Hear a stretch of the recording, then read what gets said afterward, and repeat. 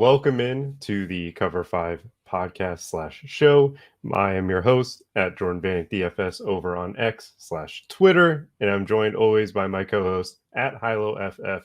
Hilo, how are you doing today? So good, man. It's been a couple of busy weeks back to back, but we're here, dude, and we're ready to win some money. It is week 7, and for those who don't know how the Cover 5 show works, we break down 5 games from a DFS perspective. This week, the games we are breaking down are the Pittsburgh Steelers versus the Rams, Lions, Ravens, Packers, Broncos, Cardinals, Seahawks, and then the chalk game of the week, which is going to be that Chargers-Kansas City game, because it's the only one with actually a real point total this weekend and not a significant spread, and one of those games that we've seen shoot out plenty in the past. But before we get too deep into those, we will be talking about the Steelers taking on the Rams. The Rams are 3-point favorites. The over-under is 44.5 or 44 right now. Hilo, tell me what you like about this one. I like one side. I like the Rams, man. We look at the Pittsburgh Steelers.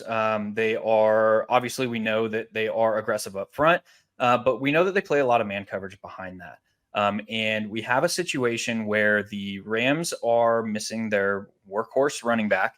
And he's been a workhorse running back for one specific reason, and that's because he is trusted in pass protection.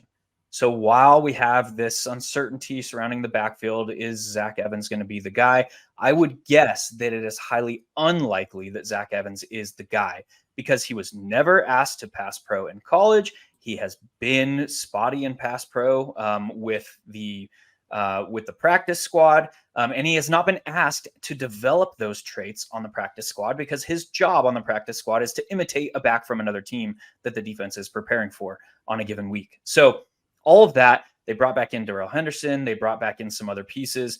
They have Ronnie. So to me, this is a situation where we could see for the first time in a long time this Rams offense tilt extremely pass heavy.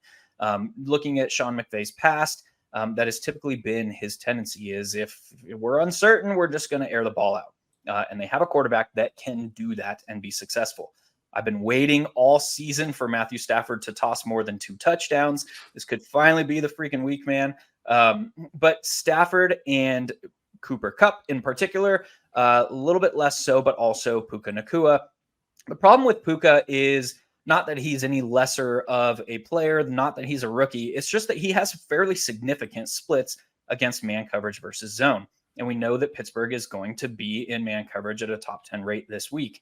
So, we're talking like legitimate splits, like 34% targets per route run against zone this season, 17.5% targets per route run against man coverage. His yards per route run against zone is 3 times higher than his yards per route run against man this season. So while he is a guy that can hit in this spot, I think it's much likelier that we see it just be a Cooper Kupp game. We've seen Cooper Kupp come back and immediately step back into the featured role. This could be a vintage like 15 to 17 target game for Cooper Kupp.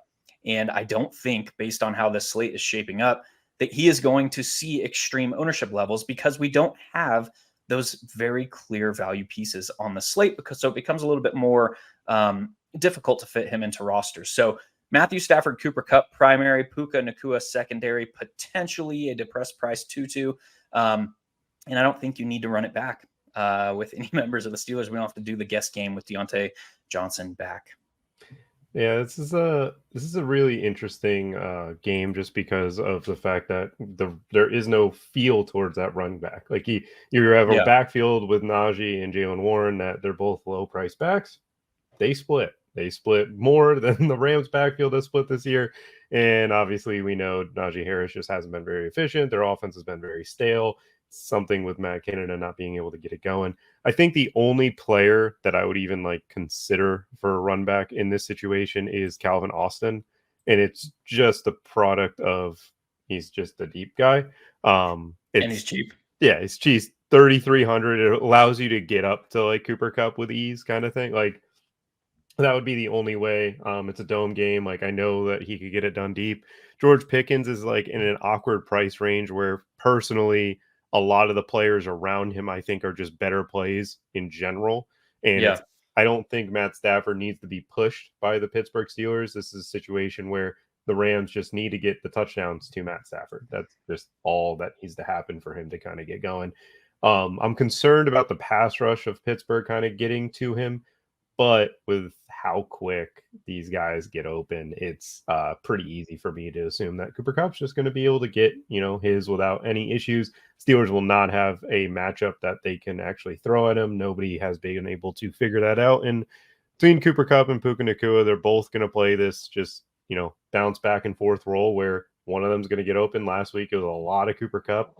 And he actually had like 2 catches over 30 yards that got called back from a holding penalty. And he couldn't get his foot down, but I felt like he caught it. But that's besides the fact. That would have put him over, I think, 200 yards last week. And it's like, he didn't even feel like he had a great game. It's like, the first half, they threw the ball every play. And then the second half, Kyron Williams went for 140 yards rushing. So I do agree with the backfield is not something I'm targeting this weekend.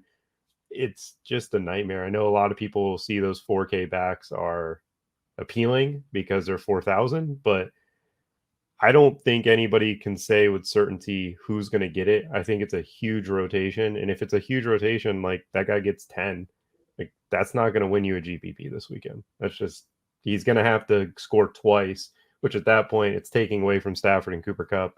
So I guess you could go that route, but I'm not looking like that to be the play for me. But do you have anything else you'd like to add about this one? Yeah, one thing I will is I'll embrace a little bit of uncertainty surrounding that backfield. And the way that I'll do it personally is to play Zach Evans with Cooper Kupp, basically saying that Cooper Kupp is the primary driving force of this offense, but Zach Evans is able to siphon a couple touchdowns on the ground away from Matthew Stafford. So that would make the Cooper Kupp, Matthew Stafford pairing less feasible and bring in some interesting potential if you're attacking simply the running back and the primary pass catcher. That makes some sense, but let's move forward to the next one. It's a game that I didn't think going into this past weekend I would be loving as much as I do now. The Detroit Lions are taking on the Baltimore Ravens. The Ravens are 3-point favorites. The over-under sitting at 43. Again, there's not a lot of high over-unders this week, so this is kind of picking a game where I think it could be a little bit different than where the field is going with it. The Detroit Lions live in zone coverage. Lamar Jackson this year has been one of the best passers against zone coverage, and you're going to run a lot of zone looks against him just because you want your players that are looking at Lamar Jackson preventing him from getting these long runs off scrambles. And if you play man and he sees your backs, he's going to be going for a long, long way. Against the Pittsburgh Steelers, Lamar just suffered drops from his receivers. It wasn't him playing bad at all. He played phenomenal. They just could not catch the big play, and the Steelers just dragged them into what I call AFC North football, where you're just not allowed to score points in those games. But in this one, we know the Lions are going to play a ton of zone. Lamar Jackson's yards per attempt is up in the upper 90 percentile of amongst starting quarterbacks. And we know his 2 main targets. It's Zay Flowers and it's Mark Andrews. Both of these guys are under 6K. Both of these guys are affordable this weekend. And with Lamar Jackson, you pair all 3. You basically get the entire Ravens offense. And then the way I would run it back, it's simple. It's Amon-Ra or Jahmyr Gibbs. And if you feel the way this game goes is to explode and comes in a complete shootout, I think you can play both of them in this spot. I don't love it, but at the end of the day, there's not many game totals that are appealing. And it's kind of like if this game shoots out, you pretty much are in the driver's seat. The reason why I like Jahmyr Gibbs in this matchup is because of his pass catching ability. I don't think Jahmyr Gibbs is going to run the ball effectively, but the Ravens are giving up 8.4 yards per reception to running backs this year. I think we've seen the Ravens give up some big plays on the ground this season. Obviously, Derrick Henry's a little bit different than Jahmyr Gibbs, but regardless, Jahmyr Gibbs, I don't expect him to get it done on the ground. I expect him to get it done through the air. And Amon-Ra St. Brown, I know the Ravens have been phenomenal in coverage this year. He's just a different player. He's one of those guys that they're going to play a lot of zone against Jared Goff, and he's going to find those soft spots. He's going to get it done down the field. I don't think that this is a week for Jameson Williams because I just don't see the big play coming from the Lions in this one. I think it's going to be a lot of Amon-Ra, a lot of Jahmyr Gibbs out of the backfield, and trying to play in a way that's getting the ball out quickly and not allowing Baltimore to get after Jared Goff. Because once he gets pressured, we know Jared Goff just doesn't become as great of a quarterback as he has been. How do you feel about this game, Hilo? Yeah, I think it's just a wide range of outcomes. I mean, you look at, the Ravens also play above average rates of man coverage, and we know that Amon-Ra is at his best against zone. The top performer in a targets per route run and a yards per route run rate against man coverage this season from the Lions Josh is Reynolds. Josh Reynolds. Yeah. Yeah, I was which about is to say, I was gross. like, I think I know that. Yeah, it's Josh Reynolds. And that, I mean, they're still in zone coverage at a 68% clip, but that's a pretty heavy man coverage rate through the Yeah. first 6 weeks of the season. So while Amon-Ra can get there, I'm not really one to go recommend playing Josh Reynolds. So for me, if this is a spot that I'm looking to attack, and I probably will from an MME mindset, they will not make my single entry 3 max pool, but they will make my MME, and it will be largely with a game over stack or nothing. There's no, there's one caveat to that, and that's Mark Andrews, who is fundamentally underpriced for this spot and for his expected role in this offense. He's probably one of the most underpriced players on this slate at that note. So yeah, if I'm going onesie twosies in a condensed player pool, it's probably Mark Andrews or nothing. And I think there is viable paths to this game environment erupting. So it'll be more of an all or nothing approach if it's not just Mark Andrews for me. There's a good chance that I 100% Mark Andrews this weekend. Because again, 3 entry, single entry, it's obviously different than your MME. I think that Yeah. him being 5,700 is ridiculous. I was not the Mark Andrews guy prior to the season, but as we are playing a weekly game, Mark Andrews splits against zone coverage are phenomenal, and this is kind of the game where I see a multi-touchdown week for him.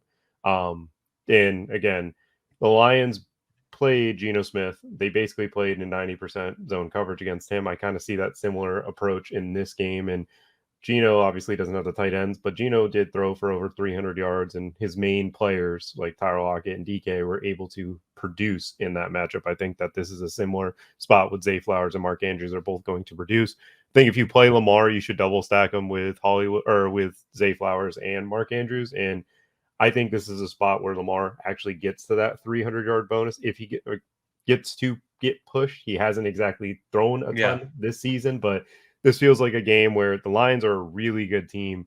They need to play up to their standards in Lamar. So I agree that MME, if you're playing Lamar, you should be game stacking it, overstacking it. Like I said, I'm running it back with Monra or Jahmyr Gibbs, possibly both. It's still kind of feeling out the rest of the slate. But that is all I have to say about that one. Hilo, do you have anything else you'd like to add? Yeah, and you look at this Baltimore offense, they're only averaging 28.8 pass attempts per game. That is higher than only San Francisco and Tennessee. So they rank 30th in pass attempts per game. But on that same note, it's not just like this team will not pass. They're around league average in pass rate over expectation. They have largely not been required to because of a combination of their defense and their schedule. So at some point this season, they're going to be asked to pass a lot more. And that pass volume is going to flow primarily through those two pieces. So it becomes a very easy team to stack because it kind of removes some of the guesswork. Yeah, they played a really bad schedule. Yes. Like they Yes. played CJ Stroud in his opener and like a lot of things being very new to the Texans, and they played at home. Bengals, Colts, Browns, Steelers, Titans. I don't think I named an offense I like. I don't think, and the fact that they Yep. lost 2 of those games is a little concerning, but Yeah. it's just AFC North ball. And then that Colts game, they were missing a lot of the pieces on the offensive line. So anywho, let's move forward to the next one. The Green Bay Packers are traveling to Denver. Denver is 1-point favor or underdog in this one. The over under same as the Detroit Baltimore game, 43 points. Tell me what you like about this one, because I assume it's the homerism in you loving the Packers. Let's go, baby. This is the first game the Packers will play with a healthy Aaron Jones, potentially, hopefully, maybe. I don't know. Is that hamstring injury still lingering? But this could be the first game of the season that the Packers play with a healthy Aaron Jones and a healthy Christian Watson. And when you look at where the Broncos are really struggling, they're allowing almost 80% of the passes to travel 20 plus yards down the field to be completed. That's absurd. Yep. Absolutely bonkers absurd.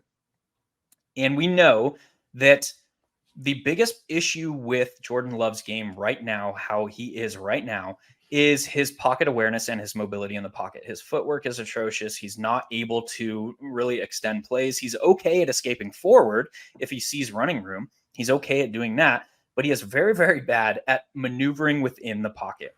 So why is that important? Because you look at his splits when pressured and when not pressured, and he goes from like a 45% completion rate when under pressure up to a like okay NFL average 65%. He's not lighting the world on fire, but he's not atrocious when not pressured. So, why is that important? The Denver Broncos are getting pressure in the backfield at the lowest rate in the league. So they're allowing deep passing. Christian Watson saw 3 targets to travel 20 plus yards downfield last week. He only came up with 1 of them, but he still put up almost 100 yards receiving on just 3 catches. So he's working downfield. We know that that is a big part of his game. We know that this Denver defense is one of the on historically bad levels right now. We know that they are trying to clean house. We know all this behind the scenes stuff going on with Jerry Jeudy. But it's a very interesting case where the field might be on Watson because of all those things that I mentioned, but the field is probably not going to be looking to Jordan Love and almost certainly not going to want to pair Aaron Jones with both of those players. So if you go a team overstack of Jordan Love, Aaron Jones, and Christian Watson, you can bring it back with my boy Marvin Mims. You can bring it back with Jerry Jeudy. Maybe they showcase him for a potential trade partner after he got pooped on by Steve Smith on national television. Maybe they feature him. So you don't need to force a bring back, but there are some. Jerry Jeudy is particularly interesting because the Packers, their heavy zone rates kind of force teams over the short to intermediate areas of the middle of the field. And they have struggled against covering slot wide receivers.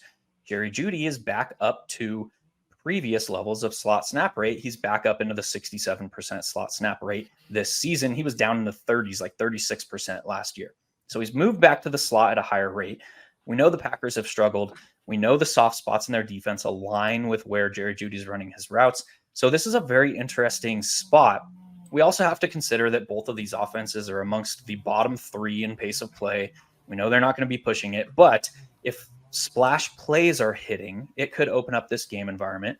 And we have 2 coaches who are kind of looking there. Well, Sean Payton looking to save face a little bit and looking to really figure out what he wants to do with this franchise. On the other side of that, we have a Green Bay Packers team who is they're 3 games back from the Lions, but they're approaching a 6-week stretch where they have a fairly easy strength of schedule. So things need to happen now for the Packers if they want any chance in the postseason. So yeah, all that kind of comes together. This is an interesting spot anchored around Green Bay here.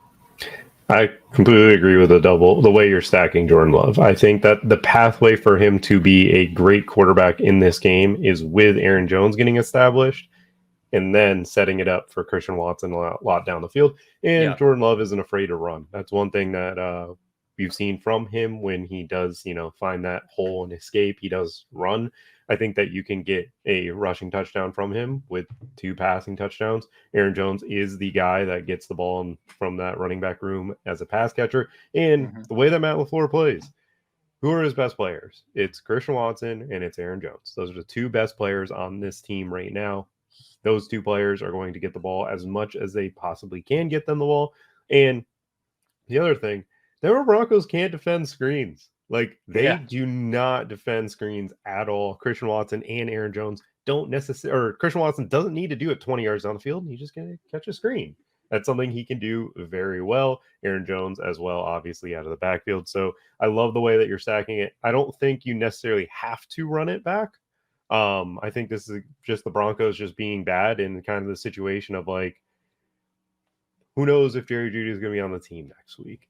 Like, are they showcasing him for teams? Are they trying to, develop it? There's so many bad things with that locker room situation right now that I don't necessarily need you to think you need to do it. I do have a little bit of interest in Javonte Williams. It's tough to just not, he got the 10 days of rest. He played on that short week. Packers run defense is really bad. He doesn't get a ton of love, but he gets enough kind of in this situation. But obviously, it's just a little dicey to kind of go that way with the Jaleel McLaughlin, I think his name is. Yeah. He's taking so much away, and he's so explosive. He's just kind of that Tariq Cohen to David Montgomery. That's kind of the way I describe this this backfield, and they throw Travis Homer out there for some reason as well with Samaje Perine. But overall, I do love the way that you're stacking Jordan Love. I think that's the way I will go about this game. That's actually one of the ones that I wrote up. I've just been sitting there staring at, do I run it back? do I put in Mims one more time for Brandon Johnson? Come on now. One time, baby. One time. Let's go. I mean, I'm just saying that Ron Rivera gave Sean Payton the idea of how to get his receiver on the field. He saw Jahan Dotson holding those kicks. It's huge. Special teams. That's way to do it. But maybe he'll be the holder and the punt returner and the kick returner. And then I don't know, man. Let's throw him out. What else can they find for him? I want to see him lead the team in receiving yards while playing a 20% route run. I want to see it. I want to see it because that's got to be the first time in history that's happened. It happened already this season. He had no. I'm saying on the whole season. Like keep his routes run rate at like 30 to 40% and have him be the number one receiver on the team. Because that has never happened. There's no way that. Yeah. You're right. All right. So continue. Do you have anything else you like to add to this one? No, man. Play the Packers are awesome. Packers are the best team. Packers onslaughts. That's the way to do it. This is the kind of the slate that it is. You can onslaught a team and not run it back because you want other pieces from all the other games that you want to onslaught because there's a lot of bad games this weekend. One of them is a game that I'm interested in. The Arizona Cardinals are traveling to Seattle. Seattle's 8.5-point favorites. The over-under sitting at 44.5. For starters, Kenneth Walker is really good. He's really good play this week. He's extremely chalky. He needs multiple touchdowns to kind of pay off that price. And I think that there's a chance that he doesn't kind of get it. Obviously, he has that. Again, I'm saying he's a great play. There's a reason he's a great play. The Cardinals' run defense has not been great. The one thing about the Cardinals that I would like to point out, they weirdly have faced bell cow running backs all year. Yeah. They've gone 6 weeks where the running back has seen... Look at the division they play in. Yeah, no, it's the like 49ers. 3 of the bell cows. Yeah. But I was saying, like, Brian Robinson got, in terms of, 20 combined targets plus rushing attempts, every single week they face one. They face Tony Pollard. They face Saquon Barkley. So their rushing metrics, to me, are a little bit skewed just because of the volume that these running backs are getting. Kenneth Walker is another bell cow running back, so he can kind of, or not bell cow, but he is another running back that gets a lot of touches. So obviously he gets there. But for me, Geno Smith, this is the game for him to get right. He is still throwing extremely well against zone coverage. That is what the Cardinals do because the Cardinals don't have the bodies to play man-to-man. They play a weird scheme. We've talked about it all throughout this year with the way their depth is on their safeties. But I think this is a spot for Geno to kind of figure it out, get right. He missed DK Metcalf wide open so many times against the Bengals. Dude, it was so frustrating to watch. However, this is a spot, again, he's still in the upper 90th percentile against zone coverage this year. Tyler Lockett, DK Metcalf kind of control that. I think it's very viable to play Jackson Smith-Njigba because this past weekend he ran the most routes, like intermediate portion of the field, which resulted in his ADOT going up. And again, JSN is going to be a good to great receiver. They got Charles Cross back, which also helps them a ton because now they can actually run a little bit more 11. The Cardinals, obviously, they've struggled all year against pretty much everything defensively right now. They have not been a great one. Last week against the Rams threw the ball basically every play in the first half. They were effective. They just could not find the end zone because that's just what they've done all year. But in the second half, they're like, oh, we're just going to run the ball every play. And Cardinals had no issue stopping it. I think this is a week where I'll play Geno and I'll play him with Kenneth Walker and JSN or Tyler Lockett or DK, or I'll be double stacking him with 2 of the receivers. It's not crazy to play him with Kenneth Walker and hope that Geno gets the touchdowns in the first half, second half comes around, and then they just feature Kenneth Walker. As far as the run back goes, it's just Hollywood Brown. I do not have interest in Zach Ertz. I do not have interest in Rondale Moore. I don't play Zach Ertz. No, never. Zach Ertz actually ran the same amount of routes as Trey McBride last week. So for the first time all season. Yeah, it was a weird one. I'd rather play Trey McBride if you really want to play the tight end from this game. I don't think you need to. I think it's really just Hollywood Brown because he's got a 40% target share against single high looks. The Seattle Seahawks have gotten away from their 2 high shell since Jamal Adams has come back. They've gone more single high coverage, and he's kind of been brought down into the box, which their run game defense or their defense against the run is going to be great as the season progresses because we know what Jamal Adams is. But the one thing he isn't is a guy that can cover the deep ball, someone that I'm expecting Hollywood Brown to get a matchup where they somehow get him to that way. And then he just kind of has that deep chance. Josh Dobbs has missed Hollywood on 2 or 3 deep balls in the last 3 weeks that I've watched should be touchdowns, should be 40+ yard touchdowns. This is obviously a spot where if you're game stacking it, the only one I want is Hollywood Brown as a run back. How do you feel about this one? Yeah, I think the most interesting piece for me, honestly, is DK Metcalf, and that's kind of because he's being utilized in a different role. He's more of a full route tree wide receiver this year than he has been in the past, where he was more of like this big body X type wide receiver. I mean, look at his ADOT is up to 13.5 this year, which is 16th in the league. But that also is one of the highest ADOTs for an every snap contributor. So like a primary wide receiver on an offense. You look at the guys who are above him, you got like your Jalen Hyatts, you got your Marvin Mims, the guys who are in the sub packages to run deep for a specific play. And then you've got like the Marquez Valdez-Scantlings, who are the safety manipulators who are out there running wind sprints and empty routes. So that ADOT of 13.5 is actually very, very surprising and very interesting because he is a full-time contributor in this offense.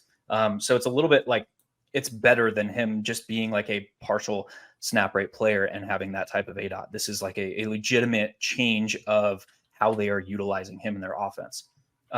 That paired with this shallow, too high look that the Cardinals are giving could provide him with some situations where he's picking up chunk plays. I think he's one of the guys that you can play as direct leverage off of Kenneth Walker, saying that like, hey, just the touchdowns don't go to Walker. Saying that if DK scores 2 long touchdowns, then that's clearly taking away from a red zone opportunity for Kenneth Walker. So I think you can play both those guys together. From a who do I play if I'm not game stacking this perspective, I think it should only be, well, you can play JSN, you can throw him in there as well just because of the price, but DK Metcalf and Kenneth Walker are the two that I would play without any bringbacks. And that kind of just basically removes Tyler Lockett from that equation, because Tyler Lockett is a guy where you need kind of him to have that expectation of increased volume. And in order for this Seahawks team to have that expectation for increased volume, they have to be pushed. So that's where you start getting into that discussion of how do you play this spot at a plus EV fashion? It's like, just simplify it into who can I play without needing a bring back? Can this Seattle Seahawks offense succeed without being pushed? Yes. And who are the two most likely places for that to happen? It's Kenneth Walker and it's DK Metcalf. I would almost say that if you're playing Geno, you can play Geno with DK Metcalf or Tyler Lockett or JSN with Kenneth Walker, but you must have a bring back if you're doing that. Yes, that's why the bring back for me is Hollywood. Do you have any interest in Rondale or any of them or no? I think Rondale can be played by himself just because the Seahawks struggle so much with schemed usage type players and slot players, and that's kind of who Rondale is. I'm not expecting this insane ceiling type game from him, but on a slate that is kind of starved for value, he opens up some interesting things so I think he is viable. And yeah, my primary stacking partner is 100% Hollywood. Got it. So that is it. As far as the tight ends for Seattle, just know that all of them run 30% of the routes, every single one. They just don't have a full-time tight end, so don't bother trying to go and play that guessing game. I know they can all do it. I know Noah Fant, Colby Parkinson, Will Dissly, they can all catch touchdowns. There's no reason to double stack Geno with one of them, because it's a nightmare right now predicting who is even going to be on the field for them in that regard. But let's move forward to the last game we're going to talk about. The Los Angeles Chargers are traveling to Kansas City to take on the Chiefs. The Chiefs are 5.5-point favorites. The over-under sitting at 48. I feel like every time these two have matched up, the over-under has been at 53, 54, 55. This year, it being at 48 is the credit to the Chiefs defense.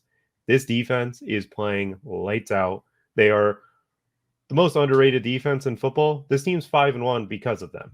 It's not because of Mahomes and the way that he's played, because he hasn't played up to par this year. Kelsey's been injured, obviously, in and out of the lineup, but they haven't been able to finish drives. They haven't been able to score a lot of points, but they're still winning games because the past 3 years, they've really invested in this defense, and it showed up. Now, these corners are playing a physical brand of football that a lot of receivers don't really like. And in this matchup, Keenan Allen's going to get open. Keenan Allen's going to be totally fine to get his. Can Josh Palmer, Quentin Johnston, Gerald, can these other guys show up for this Chargers team? I'm not so sure. And with this man coverage type of look, they're bringing exotic pressures. And obviously, Chris Jones is playing like one of the more dominant players in football. And the Chargers offense line faced the defensive line last weekend in the Dallas Cowboys that dominated them. They got him into a ton of holding penalties. They got him in a ton of situations where Herbert was getting hit immediately. And it's kind of like, oh, the Chargers offense line had been great all season. They play their first real defensive line, real defensive front, and they get bullied. Now you're bringing in Spagnuolo, who sees how Dan Quinn kind of got these pressures and different things and kind of knows, okay, my star is Chris Jones. How do I get him in this situation? I think this is a game for me, just from kind of saying all that. I'm playing Isaiah Pacheco, and I'm playing the Chiefs defense. I do not have a ton of interest in this game as a game environment I want to get to. It obviously has the star power to be great, but the fact that the Chiefs traded for McCole Hardman tells me all I need to know about Sky Moore and Kadarius Toney and the way that they feel about them right now. Rashee Rice, if he was given a full-time role, cool. I would love him. How can you trust that they're going to do that? I can't watch these team rotate the receivers the way they do and think Rashee Rice is going to be out there, because he should be out there in 100% of the snaps with MVS. Like, they should operate with MVS taking the safeties deep and Rashee Rice and Kelsey working the middle of the field, the sidelines, doing a bunch of exotic looks, but they aren't. They just aren't doing that. So if I do play Mahomes, he's in a fine matchup, the Chargers defense is not very good. Obviously, they played well against Dak Prescott. Dak hasn't really looked great all year, and he played great in that game. So for me, if you play Mahomes, I'm going Mahomes, Rashee Rice, Travis Kelsey, and then bringing it back with Keenan Allen, not getting to Eckler at his price. I don't think he's 100% healthy. He did not run well in that pass matchup, and I think the Chiefs defense will be able to contain him. And then if I'm not playing Mahomes, I'm just going to keep it simple and play Pacheco and the Chiefs defense at 2,400 over on DraftKings. Hilo, how are you attacking this one? Yeah, I think so. That's an interesting discussion, because we mentioned kind of the fragility of chalk at the running back position. We alluded to it a little bit, but Isaiah Pacheco is kind of in that same discussion as a guy like Kenneth Walker, where, yes, Pacheco saw 6 targets, career high last week. Yes, he has more catches this season than he did the entirety of the 2022 season in his rookie year. But at the same time, this is primarily a yardage and touchdown back playing on an offense that has elevated red zone pass rates. So yes, can he get to 100 yards on the ground, pop in a touchdown, and see 3 catches for 30 yards to offset the need for an additional touchdown? 100%. And could that be extremely valuable on this slate where we don't have a lot of the top end talent like CMC? He's hurt, but he's not on the slate. It's basically just Austin Eckler and Josh Jacobs in that higher pricing tier at running back. So can that be extremely relevant on a slate like this? Yes. But we also have to acknowledge the fact that both Kenneth Walker and Isaiah Pacheco are primarily yardage and touchdown backs, and they are extreme chalk. So there's a lot of like theoretical components that go into that. This is a week where the chalk is a little bit more fragile. And when we say fragile, that just means there's more paths to failure than their ownership levels would indicate. So that doesn't mean they can't hit. That doesn't mean they won't get there, but that just means that there's extra stuff for us to be considering here. So if I'm thinking about how I play this spot, I'm much more likely to want to look for ways to play Pacheco in ways that the field is not, or avoid the situation. And the same thing goes for the entirety of this game environment, because yes, like we're used to seeing these teams square up and go toe to toe, but at the same time, Steve Spagnuolo has a history of kind of putting the clamps on Keenan Allen. They're also playing without Mike Williams. And so how are the Chargers going to handle this extreme zone rates of Steve Spagnuolo? It's likely going to filter additional work to Austin Eckler over the short intermediate. It's likely going to filter volume to Keenan Allen. But Keenan Allen at the same time, at his current price, he's going to need 100 yards plus 1 or 2 touchdowns in order to return something that we're happy about in GPPs. It's a little bit less likely. Again, it's more fragile in this spot than against a standard opponent. Look at their history together, or Keenan's history playing against Steve Spagnuolo. So there's just a lot of uncertainty and ambiguity and fragility with this spot. And if the field is going to be so certain, I'll be looking for kind of just other ways to capture upside, I think. I think the guy I'm most interested from the spot is Isaiah Pacheco. If I'm looking for interesting ways, I don't hate playing him with the Chiefs defense. It's not something that jumps off the page to me. And I think it's just kind of from an MME mindset, kind of a spot where you're just like, all right, I'm going to limit Pacheco to 15, 20%, be slightly underweight. And if it burns me, it burns me. And if not, I mean, it's not a guy that I'm going to full fade on a slate like this, but he's also a guy that I'm not going to go double, triple the field on. Yeah, no, I don't think that you should be double or triple the field on it. I think that's kind of the way that I am getting to it, because I think there's a lot of unique players that I have interest in outside of this game. And it's kind of like, okay, like I want a piece of this game. I think that Justin Herbert we saw last weekend shows up this weekend. And if he's playing that way, then it's easy to see the 2,400 Chiefs defense to pay off. There's a lot of weird defensive pricing this week that just the Ravens, 2,500, Patriots, 2,100. There's a lot of good names that are cheap defenses, while there's a lot of like the Raiders, the Commanders are 3,500 and 3,800. It's like, I like them over the Patriots at 2,100. Saying that out loud does not feel too good. But Hilo, let's wrap up this one. Let's get to our slate breakers. Hilo, who is your slate breaker this weekend? So I'm going to mention two, and I think it's important to mention these guys because the state of the slate. And I think you can play them together. It's very difficult to do, but I think you can do it. It's Cooper Kupp and it's Davante Adams. And when we're talking about slate breaker, there's a ton of different ways that you can interpret that. But on this slate, where it's likely that we're going to see fewer 30-plus fantasy point outputs than on a normal slate, I think these guys should be classified as slate breakers just because from a raw points perspective, their production is highly unlikely to be matched on this slate. It gets very uncomfortable playing both of them together because we don't have glaring value to do so. But it also becomes a high point of leverage if both of those guys are putting up 30 plus points and nobody else on the slate is. And those could be points that you need. We talked about Cooper Kupp, talking real quickly about a guy like Davante Adams, who has been very outspoken this week about his role in the offense. And if you see the whole clip of that locker room interview, it wasn't that he was just like, oh, I am him, feed me the football. It was like, I know that this team is not playing up to its full potential. And in order for us to win games, which is highly important to me, I need to be more involved.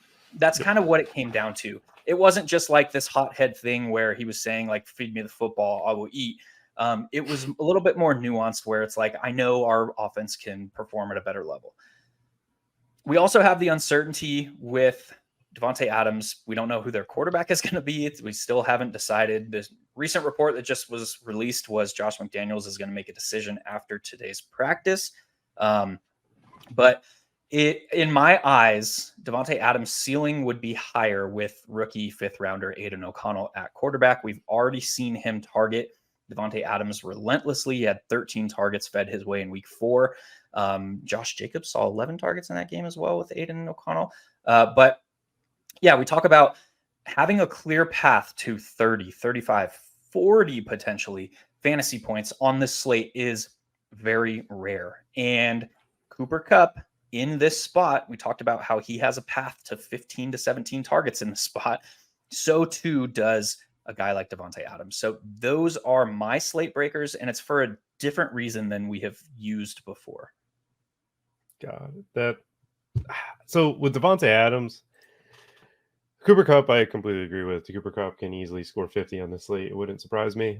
He's just stupid when he gets the target. Like, it's just so ridiculous watching them play football and how easy they make it look. like Stafford and him. Just like, yeah, you could get the ball to him every play. Every single play you want to drop back and throw to him, you could do it.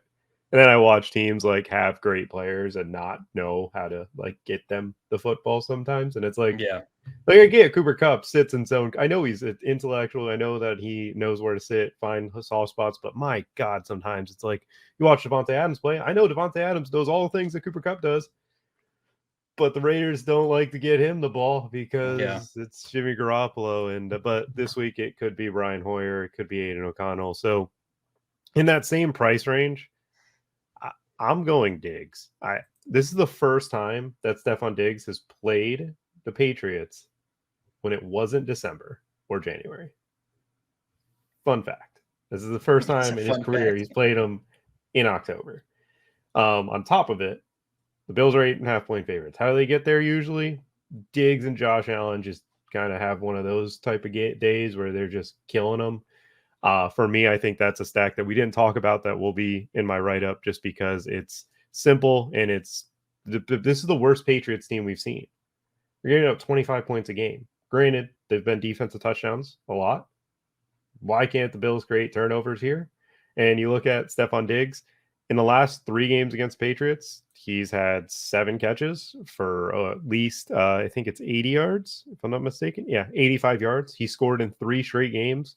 He had over 100 yards the last time they played him. The one game that he hasn't had over 60 against Bill Belichick, it was like sub-zero out there, and he still had 4 for 50. J.C. Jackson is on the Patriots now. Last time J.C. Jackson faced off against Stephon Diggs, 9 for 145 and 3 touchdowns with New England. Belichick usually takes your best thing away.